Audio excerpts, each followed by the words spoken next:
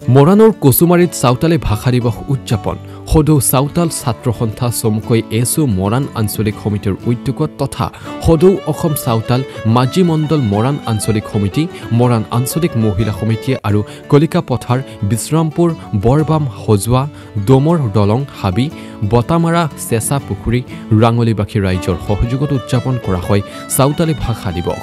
চাওতাল জনগোষ্ঠীৰ চাওতাল ভাষা ভাৰতীয় সংবিধানৰ ৮ম অনুসূচীত ২০০৩ চনত ভাৰত চৰকাৰে স্বীকৃতি প্ৰদান কৰা দিনৰ পৰাই বৃহত্তৰ চাওতাল জনগোষ্ঠীয় লোকসকলে আজিৰ দিনটোত অৰ্থাৎ ২২ ডিচেম্বৰৰ দিনা চাওতালী ভাষা দিৱস হিচাপে পালন কৰি আহিছে।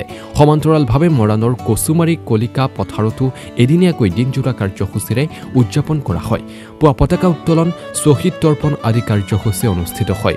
সন্ধিয়া ২০০ শতাধিক ৰাইজৰ উপস্থিতিত ৰামেশ্বৰ মুৰ্মুৰ সভাপতিত্বত অনুষ্ঠিত মুকলি সভাত বিশিষ্ট অতিথি হিচাপে উপস্থিত থাকে এছু কেন্দ্ৰীয় সমিতিৰ সাংগঠনিক সম্পাদক প্ৰবীণ টুডু, সাংস্কৃতিক সম্পাদক বিনয় মাৰ্টি, কেন্দ্ৰীয় কাৰ্যনিৰ্বাহক সদস্য নৰেন হেমব্ৰম। নিশা সাংস্কৃতিক অনুষ্ঠানৰ আয়োজন কৰে উদ্যোক্তা সমিতিয়ে।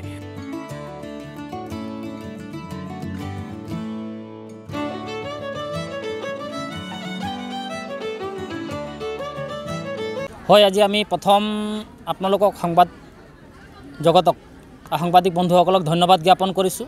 আমি সদৌ চাওতাল ছাত্ৰ সন্থা আজি চৰাইদেউ জিলাৰ অন্তৰ্গত মৰাণ আঞ্চলিক সমিতিৰ উদ্যোগত আৰু মাজি মণ্ডল মহিলা সমিতিৰ সহযোগত আৰু বৃহত্তৰ ৰাজ্যৰ জনগোষ্ঠীটোৰ স্বাৰ্থত এই অনুষ্ঠানটো আয়োজন কৰিছে। যিহেতু ২০০৩ চনৰ ২২ ডিচেম্বৰ তাৰিখে ভাৰতীয় ৮ম অনুসূচীত সংবিধানৰ ৮ম অনুসূচীত আমাৰ এই চাওতালী ভাষাটো স্বীকৃতিপ্ৰাপ্ত হৈছিল। আজি সেই ভাষাটোক যাতে গোটেই ভাৰতবৰ্ষৰ চাওতালসকলে যাতে নিজৰ অন্তৰেৰে আঁকোৱালি ল'ব পাৰে, সেই বিষয়টোক লৈ গোটেই ভাৰতবৰ্ষৰ চুকে কোণে আমাৰ এই ভাষা বিজয় দিৱসটো উদযাপন কৰা হয়।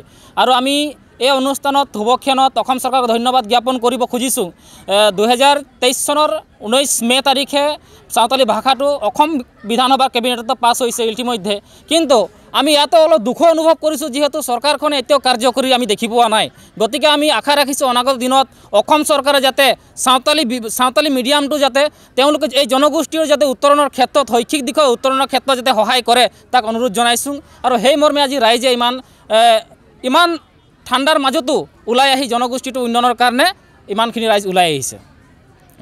আজি ভাষা দিৱসৰ প্ৰথম কাৰ্যসূচী আছিলে আমাৰ চাফাই অভিযান।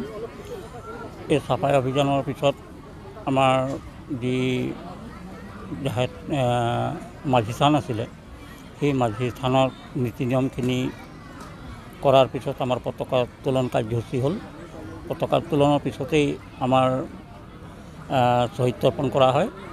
শ্বহীদ তৰ্পণৰ পিছৰ কাৰ্যসূচীলৈ আমি আগবাঢ়ি যাওঁ। আমাৰ দিনটো কাৰ্যসূচী পাৰ কৰা হ'ল। সন্ধিয়ালৈ আমাৰ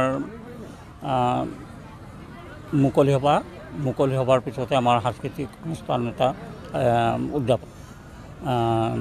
অতিথি হিচাপে আমাৰ সদৌ